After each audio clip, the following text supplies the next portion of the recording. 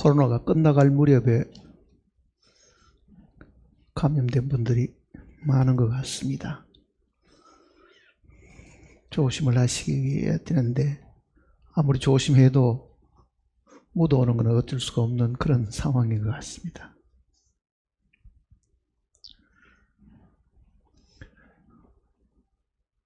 성경을 전한다는 것은 사실은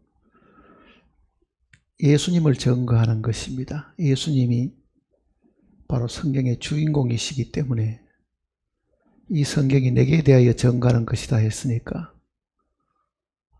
성경에 있는 이 많은 말씀들은 예수님을 증거하고 예수님에 대해서 설명하고 있기 때문에 정작 성경의 문자적인 의미는 알고 있어도 예수님을 모르는 그런 경우가 들어 있습니다. 만일 우리가 주님을 직접 만나서 함께 살게 될 때는요, 아마 이 성경책은 더 이상 필요가 없을 겁니다. 우리가 보고 직접 뵙고 만질 수 있는 분이 되신다고 하면은 아마 그때는 성경을 펴서 예수님에 대해서 증거할 그럴 때는 아마 이미 지났으리라고 생각되어집니다. 성경을 읽으면서도요, 너무 이렇게 지엽적인 문제를 깊이 들어가다 보면은 전체 의미를 잊어버리는 그런 경우가 들어 있습니다. 오늘은 예수를 믿는 것이 무엇이냐 하는 부분을 한번 생각을 해 보려고 합니다. 세상 사람들도 잘 알고 있는 성경 구절 중에는 하나님이 세상을 이처럼 사랑하사 독생자를 주셨으니 이는 저를 믿는 자마다, 그러죠, 믿는 자마다 멸망치 않고 영생을 얻게 하려 하심이라.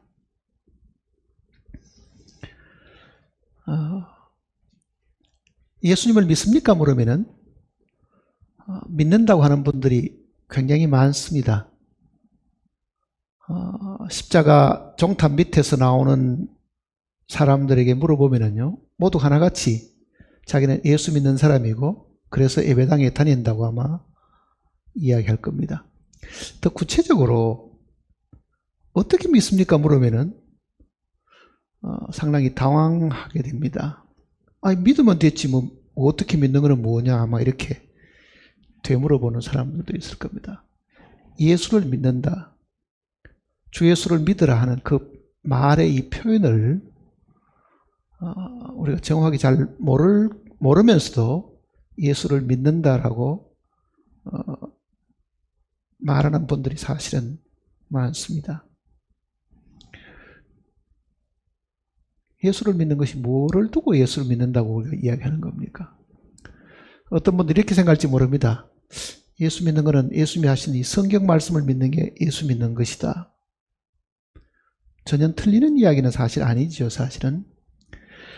근데 성경 곳곳에 주 예수를 믿으라 그리하면 너와 네 집이 구원을 얻으리라든지 주 예수 그리스도의 이름을 믿고 죄사함 받았든지 하는 이 믿음에 대한 이야기, 그리스도에 대한 믿음 혹은 예수님에 대한 믿음에 대한 얘기가 굉장히 많이 기록이 되어 있어도 그걸 우리가 깊이 생각을 해보지 않는 경우가 사실은 많이 있습니다.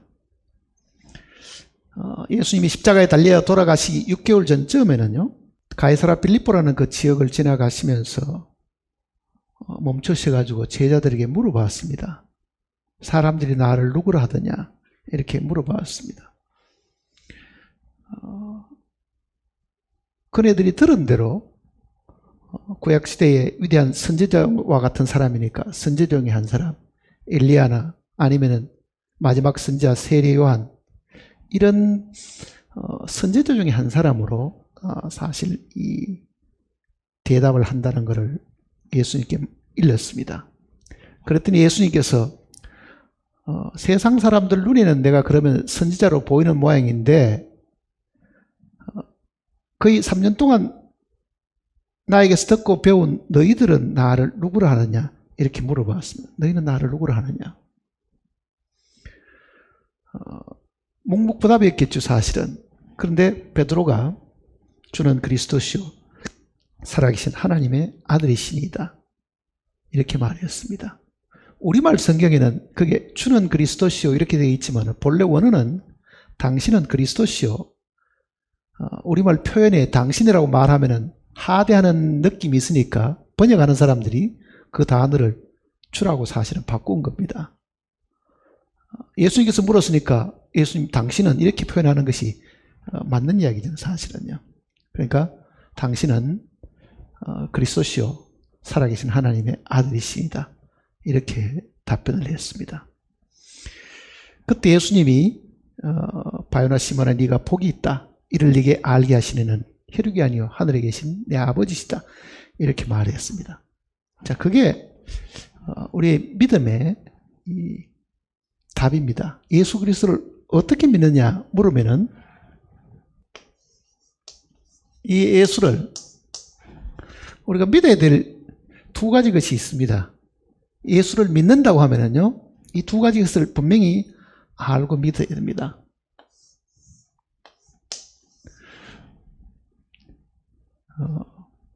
첫째는 주는 그리스도시요. 그러니까 예수님 당신은 그리스도입니다. 그리스도입니다. 둘째는 예수님 당신은 하나님의 아들입니다. 아들입니다.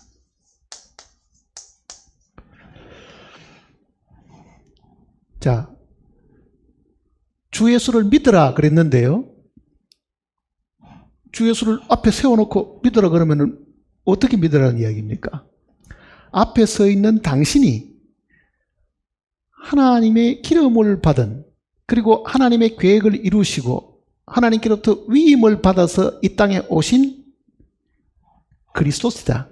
그거를 첫째는 믿어야 된다는 이야기입니다. 예수님이 당신이야말로 하나님께서 택하시고 기름을 부으셔가지고 일을 맡기셔가지고 그 일을 이루실 분이시다. 그거를 믿는 거고, 둘째는 당신이야말로 하나님의 아들이다. 하나님의 아들이란 말은요, 실제 하나님 자신이다. 그 이야기잖아요. 당신이 하나님이시다. 그 말이거든요. 이 지구상의 많은 사람들은 예수 그리스도를 4대 성인 중에 하나로 알고 있지, 그가 참으로 하나님으로 아는 사람들은 드뭅니다. 어떻게 사람의 아들로 태어나가지고 하나님이라고 말하고 있느냐. 그러니까 유대인들이 지금도 예수 그리스도를 믿지 못하는 이유 중에 제일 큰 이유는요, 어떻게 사람이 되어가지고 하나님이라고 말하느냐. 그거거든요, 지금. 그게 걸림돌이라고요. 그러니까 우리가 예수 그리스도를 믿는다고 하면은 이 두 가지 부분을 마음속에 늘 생각하고 있어야 됩니다. 나는 예수 그리스도가 하나님이 기름을 부어가지고 보내신 하나님의 뜻을 이루시고 그 계획을 이루실 사자, 즉 하나님이 보내신 분이시다. 그거죠. 둘째는 보냄을 받기는 받았는데 그가 바로 하나님 자신이다. 바로 하나님의 아들이시다. 그거를 분명히 믿어야 합니다. 마태복음 이 16장에 기록되어 있는 이 베드로와 예수님의 이 대화 이전에는요, 16장 이전에는, 마태복음 16장 이전에는 하나님의 아들 하는 표현을 하지 않았습니다. 그러니까 십자가에 달리기 6개월 전에 예수님께서 내가 하나님의 아들이다. 이제 그 이야기를 마태복음 내용 속에 사실은 이야기를 하신 겁니다. 자, 우리가 지금 하나님을 믿는다 혹은 예수님을 믿는다 라고 말하는데 그 믿음의 제일 핵심은요, 이 두 가지입니다. 예수님이 그리스도이시다. 예수님이 하나님의 아들이시다. 이거보다 더 중요한 것이 없습니다. 그러니까 주 예수를 믿으라. 그리하면 너와 내 집에 구원을 얻으려 하는 그 말 속에는요, 주 예수가 바로 그리스도시고 하나님의 아들이심을 믿는 겁니다. 사실은요. 아들이심을 믿는 거. 요한복음은 분명히 기록된 목적이 바로 여기에 있다고 지금 이야기를 하고 있는 겁니다. 요한복음 20장을 보시면요.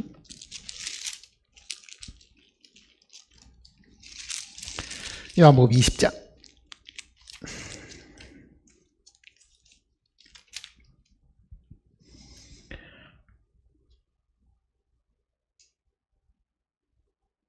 (31절입니다) 20장 31절입니다. 오직 이것을 기록함은 너희로 예수께서 하나님의 아들 그리스도이심을 믿게 하려 함이요.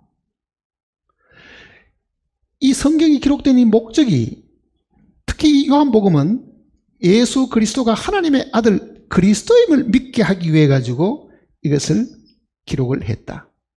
자, 예수 그리스도가 그리스도이시고 하나님의 아들임을 믿으면 어떻게 되느냐? 그 이름을 힘입어 우리가 영생을 얻는 겁니다. 생명을 얻게 된다. 그 얘기입니다.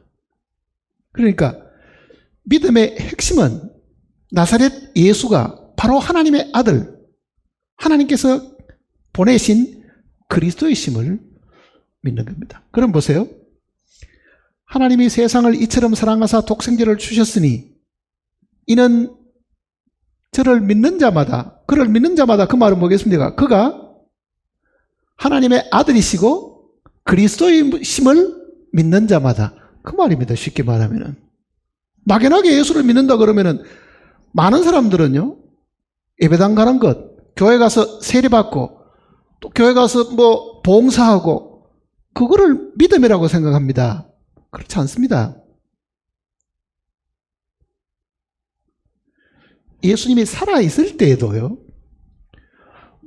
마리아나 막달라 마리아 같은 경우도 분명히 이 고백을 했습니다. 베드로만 주는 그리스도시요 살아계신 하나님의 아들이십니다를 고백한 게 아니라 예수님을 숨기고 따라다녔던 이 두 여인도요, 이 사실을 믿고 있었습니다.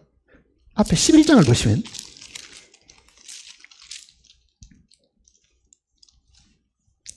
11장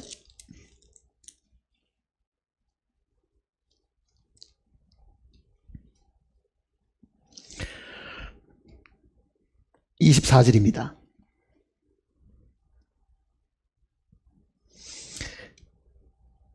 예수께서 이르시되 나는 부활이요 생명이니 나를 믿는 자는 죽어도 살겠고 무릇 살아서 나를 믿는 자는 영원히 죽지 아니하리니 이것을 내가 믿느냐? 자, 예수님이 말하다 보고 묻습니다. 그랬더니 말하다가 뭐라 그럽니까? 27절에 이르되 주여 그러하외다. 주는 그리스도시요 세상에 오시는 하나님의 아들이신 줄을 내가 믿나이다. 그러잖아요. 그러니 실제 우리의 믿음은 베드로가 예수님께 고백한 것처럼 이 막달라 마리아가 이게 고백하는 것처럼 뿐만 아니라 다메섹 도상에서 주님을 만났던 이 바울 같은 경우도요, 이 똑같은 고백을 사실은 하고 있습니다. 사도행전 보시면은 9장 18절 즉시 사울의 눈에서 비늘 같은 것이 벗어져 다시 보게 된지라. 일어나 세례를 받고 음식을 먹으며 강건하여 지니라. 사울이 다메섹에 있는 제자들과 함께 있을세 즉시로 각 회당에서 예수가 하나님의 아들이심을 전파하니. 내가 죄사함 받으라, 내가 죄사함 받았다 이렇게 이야기하지 않고요, 그가 하나님의 아들이심을 전파했죠.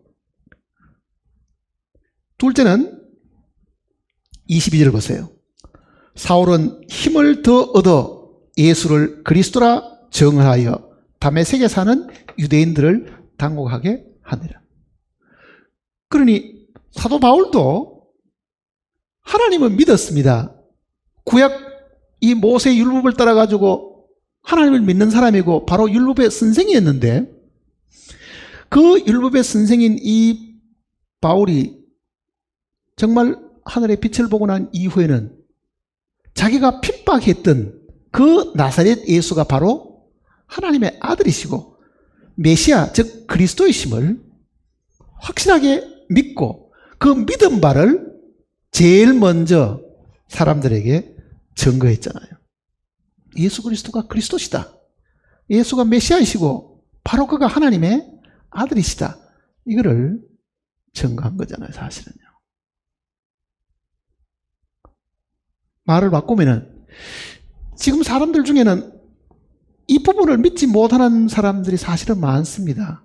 그저 위대한 스승으로, 위대한 선지자점으로 생각하는 사람들이 많고, 세상 사람들 눈에도 예수가 나쁜 사람으로 비치진 않았으니까요.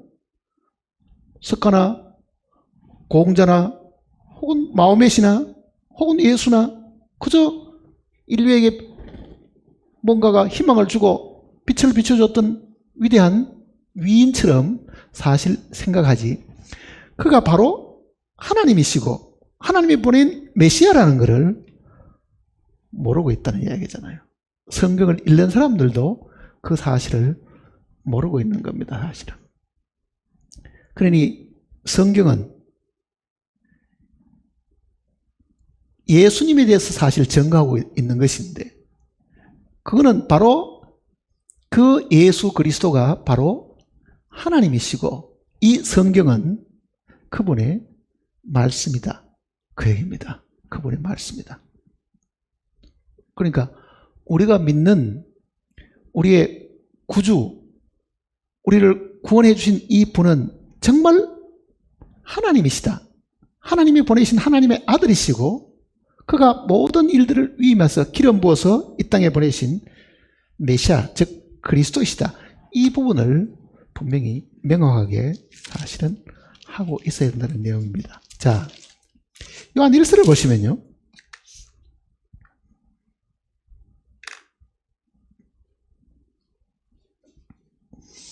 요한 1서 4장입니다.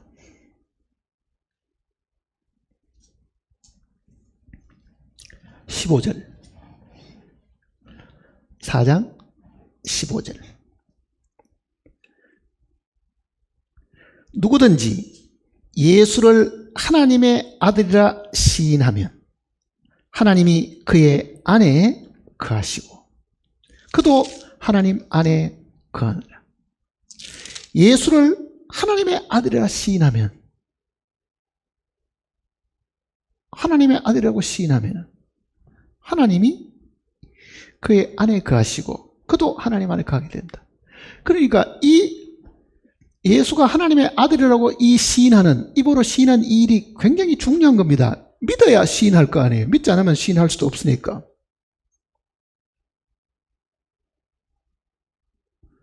5장 1절은 또 뭐라고 말씀하시냐면요, 5장 1절을 보세요. 예수께서 그리스도이심을 믿는 자마다 하나님께로부터 난 자니. 자, 예수가 하나님의 아들이심을 시인해서 하나님이 우리 안에 거하시는 것뿐만 아니라 우리도 하나님 안에 거하게 되는 그 일이 있고, 여기는 그리스도이심을 믿는 자마다 하나님으로부터 난 자다, 그 얘기잖아요. 그러니까 적어도 우리의 믿음이 바로 예수님에 대한 이 분명한 인식이 분명하면은 이거보다 주님을 믿는 이 믿음이 없습니다. 이거보다 더 나은 믿음이 사실 없잖아요. 예수가 하나님의 아들이시고 그가 하나님이 보내신 메시아다.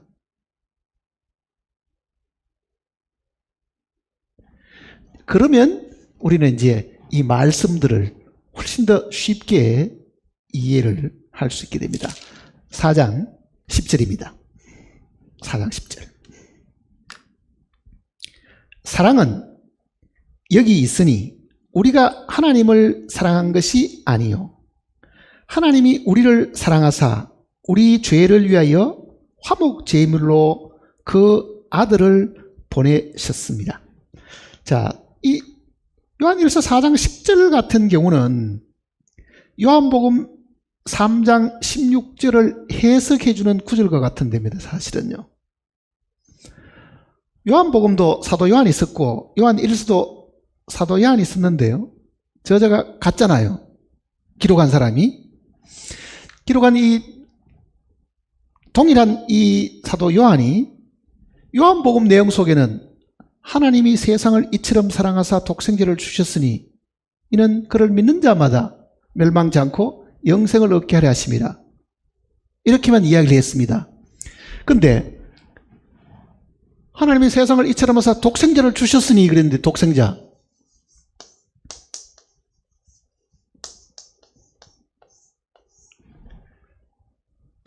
독생자를 주시긴 했는데요.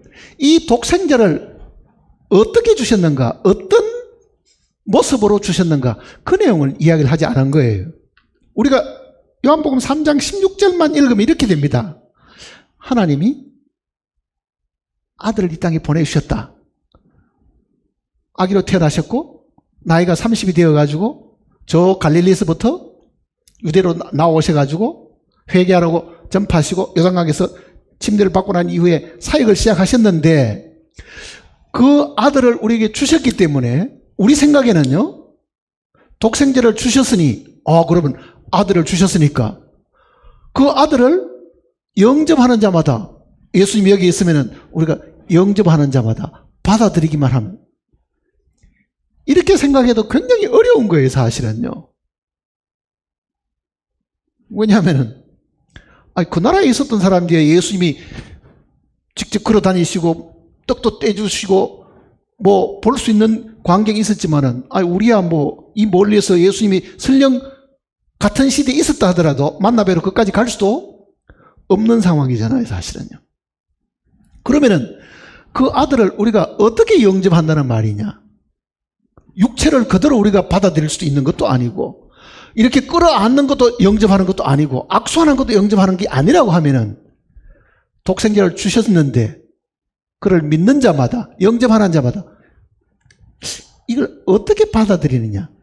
근데 이 독생자를 지금 요한일서 4장 10절에는요 하나님이 주시기는 했는데, 이 예수님이 독생자로 오시긴 했는데 이 독생자가 뭐로 오셨다고요? 화목 제물로, 그 얘기입니다. 그 독생자를 지금 여기에 우리 죄를 위하여 화목 제물로 보내셨습니다. 그러니까 우리는 예수님이 제사장이라는 것은 이제 우리가 듣고 배웠는데, 제사장은 하나님께 나아가려고 하면요 빈손으로는 갈 수는 없잖아요. 반드시 희생 제물이 있어야 됩니다. 하나님과 우리 사이가 불화하니까 죄인과 하나님 사이에 그 화목을 이루기 위해서 화목 제물로 우리에게 주셨다. 화목 제물로 주셨다. 자, 예수가 하나님의 아들이시고 이 하나님의 아들은 하나밖에 없는 독생자인데, 이 독생자가 이 땅에 오실 때에 화목 제물로 오셨다. 자, 이 화목 제물이라는 이 단어는 로마서 3장에 있는 내용을 한번 보시면 더 쉽게 이해할 수 있습니다. 로마서 3장을 한번 보시면요.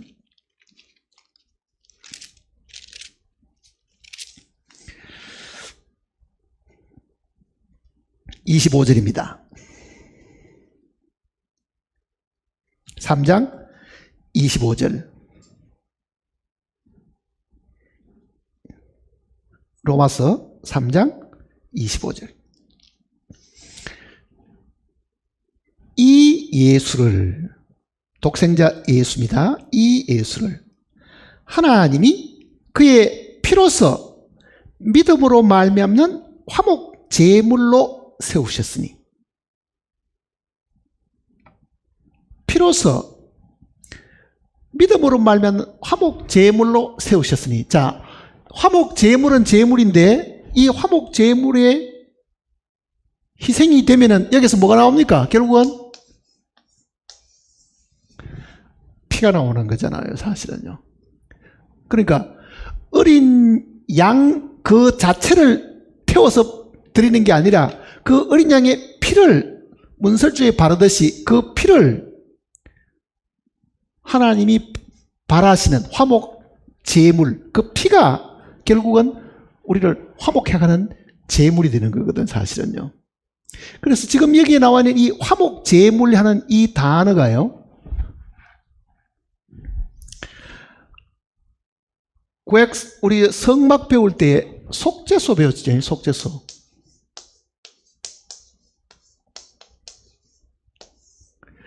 이 속죄소라는 단어하고 이 화목 제물이라는 단어가 같은 단어입니다, 사실은요. 같은 단어예요. 자, 속죄소 위에는 그룹이 마주보고 있고 그 그룹이 있는 그 앞에 피를 뿌리게 되어 있잖아요, 사실은. 그 밑에는 법이 있고 그 법을 덮어가지고 그 위에 피 뿌린 속죄소가 있는 거죠. 그러니까 그 속죄소를 하나님이 화목 제물, 같은 단어로 사실은 쓰신 겁니다. 그러니까 예수를 그리스도와 하나님의 아들로 믿고 이 독생자인 이 예수님이 우리의 뭐가 됐다고요? 속죄소가 되신다. 그 속죄소가 바로 화목 제물이 되신다, 그 얘기입니다. 같은 단어를 썼으니까 이거는 의미가 같은 이야기입니다. 속죄소라는 말이나 화목 제물. 왜? 바로 그 속죄소가 하나님과 우리가 화목하는 자리잖아요. 죄인이 그 앞에서 하나님 앞에 의롭다함을 얻는 거기 때문에. 자, 그러면 보세요. 사도 요한이 지금 이 요한 1서 내용 속에 하나님이 독생자를 우리에게 보내주신 것은 그저 나사렛 예수 육체를 입은 사람, 그걸 우리에게 주시려고 한 게 아니고 그 사람 인자가 죽으셔가지고 하나님 앞에 뿌려지는 피, 이 피로 말미암아 화목제물을 세우시니까요, 이 피를 흘리기 위해서 사실은 오시는 분이시다. 그 내용을 지금 우리에게 설명을 해줍니다. 그러니까 지금 이 4장 10절 같은 경우는 요한복음 3장 16절하고 같이 비교해서 읽어보면 훨씬 더 이해하기가 쉽게 되어 있습니다. 다시 요한 1서를 보시면요, 4장 10절입니다. 요한 1서 4장 10절. 사랑은 여기 있으니 우리가 하나님을 사랑한 것이 아니요 하나님이 우리를 사랑하사 우리 죄를 위하여 거기에 속하기 하여 말은 작은 글씨로 되어 있는 것은 본래는 원어에는 없고 번역자들이 삽입한 겁니다. 우리의 죄를 위하여 화목 제물로 그 아들을 보내셨습니다. 하나님이 화목 제물로 아들을 보내신 것은 하나님이 우리를 사랑하셨기 때문에 그렇다라는 이야기입니다. 이걸 이렇게 생각해 보셔야 됩니다. 하나님이 예수 그리스도를 이 땅에 보내시기 전에도 우리를 사랑하신 거예요, 사실은요. 하나님이 죄인을 예수 그리스도를 이 땅에 보내시기 전에도 긍휼히 여기시고 사랑을 하셨는데, 그 사랑하셨기 때문에 사실은 예수님이 이 땅에 오셨는데, 이 땅에 오셔도 하나님이 우리를 사랑하셨다는 것을 사람들은 모르는 거죠. 하나님은 우리를 그 이전에도 사랑하셨고 예수님이 이 땅에 오시기 전에도 사랑하셔가지고 아들을 이 땅에 보내셨는데, 예수님이 이 땅에 걸어다니시고 말씀을 가르치는 그 기간 동안에는 사람들은 하나님이 우리를 사랑하셨다는 걸 사실은 모르고 있는 겁니다. 그러면은 실제 우리 편에서 하나님이 우리를 사랑하셨다는 걸 알 때는 언제냐? 그가 화목 제물이 돼서 피를 흘리시고 죽으실 때 사실은 아는 것이라고, 사실은. 그러니까 하나님이 우리를 사랑하신 것이 먼저고, 우리가 그 하나님의 사랑을 깨닫는 것은 그가 죽으시고 난 다음에 사실은 알게 되는 거예요. 로마서 5장을 보시면요.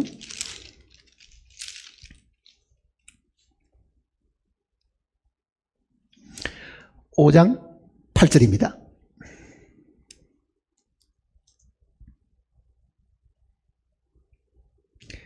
5장 8절. 우리가 아직 죄인 되었을 때 그리스도께서 우리를 위하여 죽으심으로 하나님께서 우리에 대한 자기의 사랑을 확정하셨느니라. 그러잖아요. 자, 죽으심으로 말미암아 하는 것은 하나님의 사랑이, 즉 우리를 사랑하신다는 그 사랑이 예수 그리스도의 죽음을 통해서 나타난 거잖아요. 그러니까 그리스도의 죽음은 하나님의 사랑이 표현되는 출구와도 사실은 같은 겁니다. 죽지 않았으면요, 아무리 하나님이 우리를 사랑한다 하더라도요, 우리는 알 방법이 없습니다. 죽음은 하나님이 우리를 사랑하셨다는 증명해 주는 것이다. 증거다. 확정시켜 주는 것이다. 그게 지금 이 속죄소와 화목 제물을 이야기하는 겁니다. 자, 하나님이 세상을 이처럼 사랑해서 독생자를 주셨습니다. 그러니 이 땅에 걸어 다닐 때는, 이 땅에서 사람들을 가르치고 만날 때는요, 아직도 하나님의 사랑이 사람들이 체험할 정도로는 되지를 않았습니다. 떡을 얻어먹고 감사는 했을지 모르지만은요, 그건 그때뿐인 거예요. 잊어버린 거예요. 기적만 보고. 그러나 실제 독생자가 이 땅에 와서 화목 제물 되셔가지고 이 속죄소에 뿌려진 그 피가 되신 거는 죽음을 통해서 가능한 거잖아요. 죽음을 통해서. 그러니까 이 속죄소나 이 화목 제물은 바로 주님 자신인데, 이거는 죽음을 전제로 하는 것이잖아요. 제물이란 거는, 살아있는 거는 하나님께 드릴 수가 없습니다. 양이나 염소는 반드시 죽이고 껍질을 벗기고 각을 뜨고 하나님께 드리게 되어 있지, 산채로 드리는 방법은 없거든요. 그러니까 예수 그리스도도 살아있는 그대로 하나님께 드려질 수가 없고, 그가 반드시 죽음을 통과해야 된다. 그러니까 죽으심으로 하나님께서 우리에 대한 자기의 사랑을 확정하셨다. 그렇게 지금 이야기를 하고 있는 겁니다. 그러니까 독생자의 죽음으로 말미암아 피를 흘리시고, 그리고 화목 제물이 되셨고, 그 화목 피 뿌리진 그 속죄소가 하나님과 우리가 화해하는 장소가 사실 되었다. 이거는 이 하나님의 아들 예수님 안에 사실 다 들어있는 이야기인데요, 우리가 예수 그리스도를 정확하게 알려고 하면은 그가 하나님의 아들이신과 그가 하나님의 이 사람 사랑하시는 이 원대한 그 계획을 죽음으로 피를 흘리심으로 이루신 메시아 그리스도심을 우리가 믿어야 된다. 그 얘기입니다. 자, 메시아는 영원 전부터 하나님이 가지고 계시던 그 계획을 성취하신 분입니다. 사실은요. 디도서를 보면요, 1장 2절. 영생의 소망을 위함이라. 자, 사람들에게 영원한 생명을 주시기 위한 이 영생의 소망은 거짓이 없으신 하나님이 영원 전부터 약속하신 것인데, 예수 그리스도가 이 땅에 오시기 전에도요, 하나님은 사람들에게 영원한 생명을 주시려고 하는 것은 본래 하나님의 계획 속에 있은 것입니다. 그 계획을 이루실 분은 하나님이 사람의 몸을 입고 이 땅에 오신 하나님의 아들 예수 그리스도시고, 그가 하나님께로부터 보냄을 받은 메시아잖아요. 그러니 우리가 구원받은 이 구원은 적극적으로 생겨난 것이 아니고 하나님의 영원한 계획이 사실은 먼저 있었습니다. 디모데 후서 앞으로 넘어가셔서 1장을 보시면요, 1장 9절입니다. 1장 9절. 하나님이 우리를 구원하사 거룩하신 소명으로 부르심은 우리의 행위대로 하심이 아니요 오직 자기의 뜻과 영원 전부터 그리스도 안에서 우리에게 주신 은혜대로 하십니다. 영원 전부터 그러죠. 영원 전부터. 그러니 그 영원 전부터 하나님이 가지고 계시던 그 계획을 하나님의 아들이신 이 예수 그리스도가 하나님께로부터 기름 부음을 받고 보내심을 받아가지고 이 땅에 오셨는데, 그는 본래 하나님의 딱 하나밖에 없는 외아들이었지만은 하나님께서 그 아들을 우리를 위해 가지고 화목 제물이 되고 피를 흘리셔 가지고 속죄소에 뿌리진 그 피로 우리를 용서하시고 사랑하셨다. 그러니까 사랑은 여기 있으니 우리가 하나님을 사랑한 것이 아니요 하는 그 표현은 뭐냐? 그 사랑은 예수님께서 말씀하신 것처럼 사람이 친구를 위하여 목숨을 버리면 이에 더 큰 사랑이 없다 그러죠. 자, 하나님과 사람은 격이 다릅니다. 신이고 인간이잖아요. 근데 하나님이 사람을 사랑하시려고 하면은, 그리고 그 사람을 위해서 죽으려고 하면은 사람의 친구가 되셔야 돼요. 근데 신이 인간의 친구가 될 수 없으니까 신이 뭐가 되었습니까? 인간이 되신 거죠. 하나님이 사람이 되신 것은 사람의 친구가 되기 위한 겁니다. 하나님으로 그대로 있으면은 이거는 겁이 나서도 우리는 그 앞에 가까이 갈 수가 없고 너무 엄미하신 존재이기 때문에 우리와 하나님과는 서로 대화도 할 수 없는 그런 존재지만은 하나님이 자기를 낮추셔가지고 사람의 형상을 입으시고 이 땅에 오신 것은 사람의 친구가 되기 위한 겁니다. 그리고 친구로서 죽으신 거라고요. 그러니 그거는 사람이 친구를 위해 목숨을 위해 더 큰 사랑이 없다는 예수님 자신의 죽음을 말씀하고 있는 이야기입니다. 그 내용이. 자, 그런 예수님을 오늘 우리가 지금 믿고 있습니다. 어떻게 믿고 있습니까? 주여, 당신은 정말 하나님이 보내신 메시아이시고 하나님의 한 분밖에 없는 아들이셨습니다. 몸을 입으신 하나님이십니다. 그 얘기잖아요. 하나님입니다. 그러니까 그 하나님이 사람의 몸을 입고 이 땅에 오셔가지고 사람처럼 죽음을 경험하시게 되니까 하나님의 사랑이 우리에게 나타난 것이다. 그러니까 사랑은 우리가 하나님을 사랑한 것이 아닙니다. 하나님이 먼저 우리를 사랑하셨는데 그 사랑은 친구를 위해서 목숨을 버린 사랑이었습니다. 그러니까 그의 죽으심으로 하나님의 사랑이 확정이 사실된 것이다. 그 얘기입니다. 자, 예수님을 믿으십니까? 예수님을 믿는 것이 바로 하나님을 믿는 겁니다. 사도행전 16장을 보시면요. 16장 31절. 이르되 주 예수를 믿으라. 그리하면 너와 네 집이 구원을 받으리라 하고 주의 말씀을 그 사람과 그 집에 있는 모든 사람에게 전하더라. 그 밤에 그 시각에 간수가 그들을 데려다가 그 맞은 자리를 씻어주고 자기와 그 온 가족이 다 세례를 받은 후 그들을 데리고 자기 집에 올라가서 음식을 차려주고 그와 온 집안이 누굴 믿었다고요? 하나님을 믿음으로 크게 기뻐하니라. 자, 바울은 이 빌립보 옥사장에게 주 예수를 믿어라 이렇게 이야기했습니다. 처음에는 31절에 주 예수를 믿어라. 그리고 주님의 말씀을 증거했더니 34절은요. 그와 온 집안이 누구를 믿다 그랬습니까? 하나님을 믿음으로 크게 기뻐하더라. 왜 그렇습니까? 바로 이 예수님이 하나님 자신이라는 이야기잖아요. 주 예수를 믿는 것이 바로 하나님을 믿는 것이기 때문에 그렇습니다.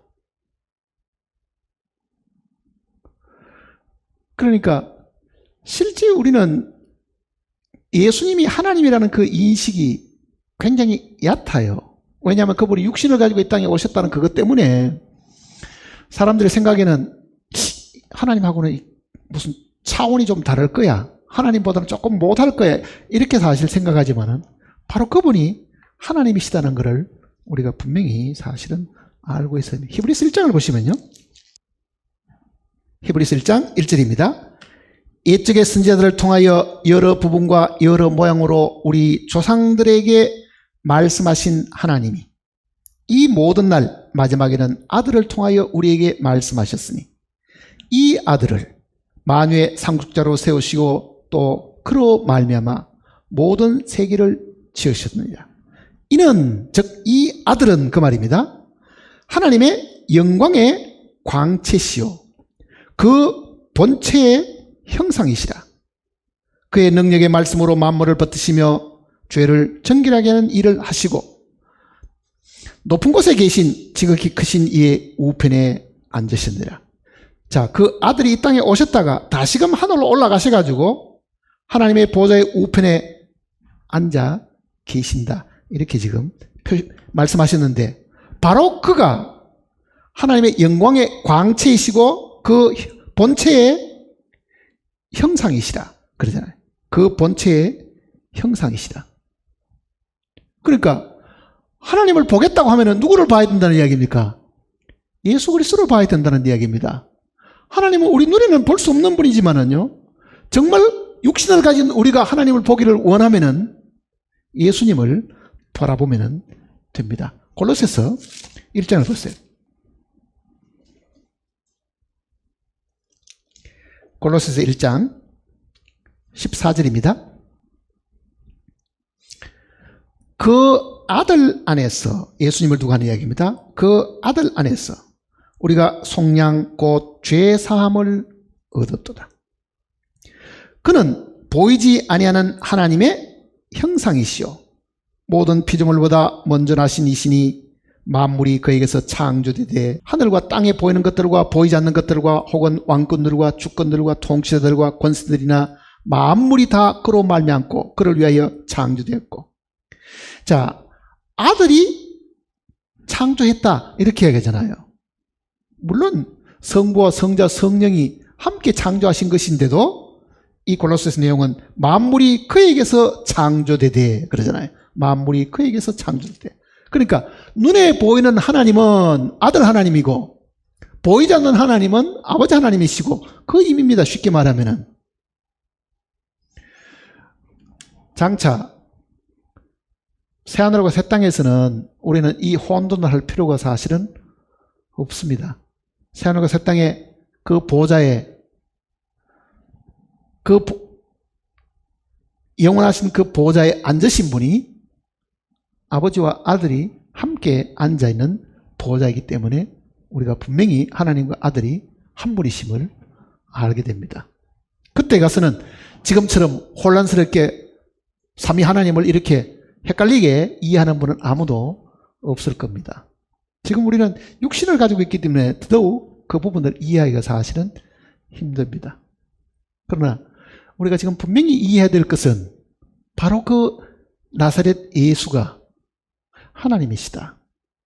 이 땅에 육신을 가지고 오신 하나님을 우리는 아들 하나님이라고 부른다. 그렇게 분명하게 이야기해야 됩니다. 그러니 예수를 믿는 것이 바로 하나님을 믿는 거잖아요. 예수를 믿는 것이 하나님을 믿는 것이다. 그러니까 예수님께서 가이사랴 빌립보 지나가시다가 물으신 그 질문이 사람들이 나를 누구로 하느냐 이렇게 물었을 때는요, 당신이 하나님입니다 이렇게 사실 대답해야 될 거 아니에요. 사실은. 근데 그네들 눈에는 하나님은 모세가 영광 가운데 나타나는 그것만 봤지 실제로는 아무도 못 봤거든요. 영광만 보고 천사의 모습으로 나타난 것만 봤지. 근데 사람의 몸을 입고 나타난 하나님이라고 말할 때는 우리는 하나님의 아들이라고 이야기를 하는 겁니다. 하나님의 아들. 그 당신은 하나님이시다 그 얘기입니다. 하나님이시다. 하나님이 이 땅에 오셔서 사람의 몸을 입고 걸어 다니시니까 그거를 사람들이 잘 이해를 못 해가지고 그저 구약의 위대한 선지자점으로 생각했지, 사실은 그 선지자를 보내신 장본이신 것을 모르잖아요. 엘리야도 죽은 사람을 살리기는 했지만은요, 예수님도 죽은 사람을 살리니까 아, 구약의 위대한 선지자가 우리 가운데 나타났구나 이렇게 생각했지만은 그 선지자를 보내신 장본이는 것은 사실은 몰랐는 거지, 많은 사람들이. 그러니까 선지자보다도 더 위대하신 분이고 선지자를 이 땅에 보내신 바로 하나님 자신이다. 자, 주 예수를 믿는다고 하는 것은요, 바로 그 예수 그리스도가 하나님이심을 믿는 겁니다. 하나님이심을 믿는 겁니다. 세상 사람들 눈에는 그저 평범한 인간으로, 즉 나사렛 목수의 아들로만 인식되어져 있고 그것이 아직까지도 사람들 기억 속에 그렇게만 인식하고 있지만은, 적어도 우리가 주님을 믿고 성령이 우리 속에 들어오시고 이 말씀을 통해서 우리가 분명히 주님을 다시 보게 되면요, 그분은 바로 하나님 자신이라는 것을 사실 알게 됩니다. 하나님이시다. 하나님이 사람의 몸을 입고 이 땅에 오셔가지고 하나님이 사람 대신에 죽으신 겁니다, 사실은요. 그러니 우리가 믿는 이 믿음이 보통 사람을 믿는 것도 아니고요, 이거는 정말 놀라운 창조주, 정말 의미하시고 거룩하시고 홀로 존귀와 영광을 받으실 하나님, 우리가 사실은 믿는 거라고요. 그러면은 하나님을 믿는 사람들이 하나님이 해놓은 이 말씀을 못 믿는다고 말하면은 그거보다 더 어리석은 일은 없겠지요. 우리가 어떤 사람을 신뢰하는 것도 마찬가지입니다. 그 사람을 정말 믿으면요, 그 사람이 하는 모든 일들은 다 믿을 수 있습니다. 그 사람에 대해서 신뢰가 안 가면은 그 사람이 하는 말도 신뢰가 안 가고 행동도 신뢰가 안 가는 거예요. 다 속이는 것 같잖아요. 사람이 사람을 온전히 믿게 되면은 그 입에서 나오는 어떤 이야기라도 다 믿을 수 있잖아요. 믿을 수 없으면은 그가 참말을 해도 못 믿는 거예요. 그거는요, 참말을 해도. 그러니까 우리가 믿는 믿음은 바로 내가 믿는 그 대상이 인간 중에 가장 뛰어난 한 분을 믿는 것도 아니고, 그는 우리를 창조하시고 우리를 이 땅에 살게 하셨고 우리에게 생명을 주신 바로 그 창조주를, 나사렛 예수 그분의 아들을 통해서 믿게 되는데, 사실은 그분이 바로 하나님이시다. 그렇죠? 하나님이시다. 자, 하나님도 믿을 수가 없습니까? 하나님도 못 믿겠냐고요. 사람이 사람을 못 믿으면 담보를 제공해야 됩니다. 담보를. 그렇잖아요. 은행에 돈 좀 빌리려고 그래도 내 말만 가지고는 안 믿어주니까 결국은 담보를 제공해야 되는데, 하나님으로 믿는데도 담보가 필요하냐고요. 그런데 사람들은 담보를 요구합니다. 하나님이 나에게 기적을 한번 베푸시면은, 하나님이 내 병을 고쳐주시면 내가 하나님을 믿을 텐데, 그거는 그 하나님을 못 믿어가지고 하나님께 내가 믿을 수 있는 물적 증거를 내놔라, 담보 내놔라고 하고 똑같은 거예요. 한번 생각해 보세요. 내가 지금 하나님을 믿는데 하나님이 나에게 기적을 보여주셔야 내가 하나님을 믿을 수 있는 사람입니까? 내 병을 낫게 해주셔야 하나님을 믿을 수 있느냐고요. 그런 걸 하나도 보여주지 않아도 하나님을 하나님으로 믿는 것이 믿음입니다. 사실은. 그렇잖아요. 오병이어의 기적을 보고 사람들을 믿었지만은요, 그 떡 얻어먹은 사람들 중에도 배신한 사람이 너무너무 많습니다. 그거는 예수 그리스도를 하나님으로 믿은 것이 아니고 기적 보고 탐복해서 따라다니는 사람들이라고요.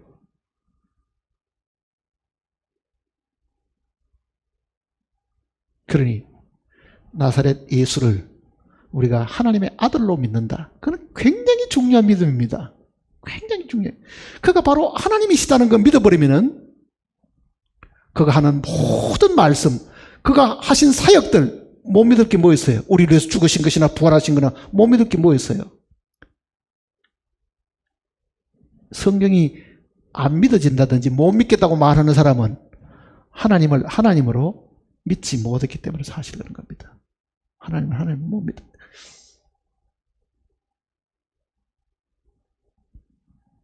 물적 증거를 내놓으세요. 아마 이렇게 이야기하겠지. 정말 하나님이 살아계시면 나한테 뭐 보여주세요. 뭐 이렇게 이야기할 수도 있죠. 보여주시면 믿겠다든지. 그거는 낮은 믿음입니다. 차원이 낮은 믿음이라고요. 정말 우리는 이 성경 속에 이 구절들이나 이 말씀을 읽으면은 그 기적이 내 앞에 하나도 안 나타나도 나는 예수 그리스도를 하나님으로 믿는다.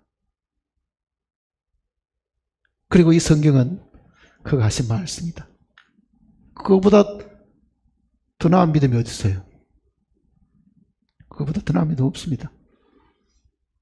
그럼 나머지 거는 다 저절로 따라가게 다 되어 있는 거잖아요. 그러니까 제일 큰 일들은 바로 예수 그리스도가 그리스도이시고 하나님의 아들이시다.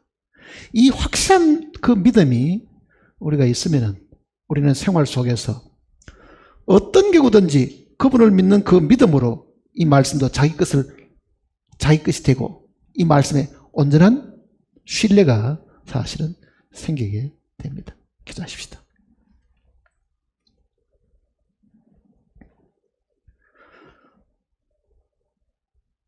아버지 하나님, 우리의 믿음 없음을 용서하시옵소서. 우리는 예수 그리스도를 그저 위대한 스승으로, 위대한 선지 중의 한 사람으로 세상 사람이 아는 지식처럼 그렇게 알고 있을까 심히 두렵습니다. 참으로 예수 그리스도는 하나님 자신이고 하나님이 보내신 하나님의 아들이시며 메시아이심을 우리가 확실히 믿습니다. 그러므로 그분의 모든 말씀도 우리가 믿을 수 있고 순종할 수 있음을 저희들이 알고 있습니다. 우리의 믿음 없음을 주님께서 꾸짖으시고 정말 하나님을 하나님으로 바로 알고 믿는 믿음을 우리에게 부어주실 것을 간구드립니다. 세상에 많은 사람들이 하나님을 믿지 못함으로 방황하고 불안해하고 초조해하지만 우리는 하나님의 살아계심과 바로 예수 그리스도께서 하나님이심을 믿는 그 믿음 때문에 그리고 그분이 하신 모든 말씀을 우리가 받아들인 것 때문에 세상이 요란하고 시끄럽고 많은 환난과 어려움이 있다 하더라도 말씀에 굳게 서서 흔들리지 않고 살아가고 있음을 저희들이 알고 있습니다. 우리에게 이 확실한 믿음을 주님께서 허락하심으로 말미암아 우리의 남은 삶이 흔들리지 않고 이 세상의 흉한 소문에 저희들이 불안하지 않고 담대함을 가지고 살아갈 수 있도록 인도해 주시옵소서. 우리를 구원하신 주님에게 모든 것을 부탁드리옵고 주 예수님의 크신 이름으로 간절히 기도드립니다.